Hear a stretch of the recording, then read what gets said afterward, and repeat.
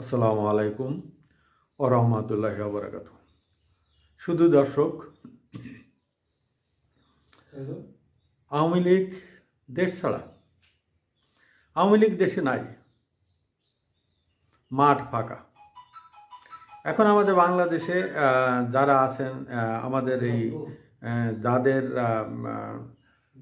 নেতৃত্বে এই আন্দোলনটা হলো 24-এর 5ই আগস্ট, এই আন্দোলনের পর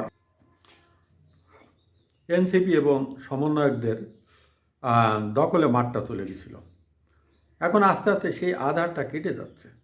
এনসিপি এবং সমন্বয়কদের প্রভাব আস্তে আস্তে কমে আসছে। এখন মাঠ চলে গেছে পুরোপুরি 80% বিএনপির দখলে।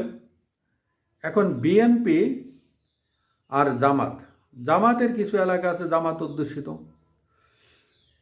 জামাত চিন্তা করছে তারা ইলেকশন হলে আওয়ামী লীগের ভোট কেটে আওয়ামী লীগের ভোট পেয়ে তারা নির্বাচিত হবে, আর বিএনপি হয়তো আওয়ামী লীগের ভোট খুবই কম পাবে। আশ্বাস দিলে ভোট কেন্দ্রে গিয়ে দেখা যাচ্ছে ওইভাবে ভোট নাও দিতে পারে। এটা আওয়ামী লীগের ভোটাররা এগুলোই করে। আপনি জোর করে নিয়ে যাবেন, তারা কিন্তু ভোট কিন্তু ওইভাবে কেন্দ্রে গিয়ে দিবে না, অন্য মার্কায় দিব। আপনি কি করবেন? আপনি কিছুই করতে পারবেন না। আমার ভোট আমি দেবো, যাকে খুশি তাকে দেব। এই আওয়ামী লীগ আর জামাতের ভোটগুলো কিন্তু এরকম একদম মার্কা মারা, সিল মারা। এখন অনেক কিছু টের পেয়ে আমাদের জামাতের আমির সাহেব তিনি তারেক জিয়ার সাথে দেখা করেছেন এবং তারেক জিয়াকে বলেছেন যে আগামী 5টা বছর আমরা পূর্বের মতন নির্ভেজাল একটা সরকার গঠন করে আমরা দেশ চালাতে চাই এবং কোনোভাবে কোনো সমস্যা যেন না হয়, এইভাবে আমরা দেশটা চালাবো। এখন তিনি কিসের ইঙ্গিত দিয়েছে? তিনি কি জাতীয় সরকার গঠন করবেন? না, ইলেকশন না দিয়ে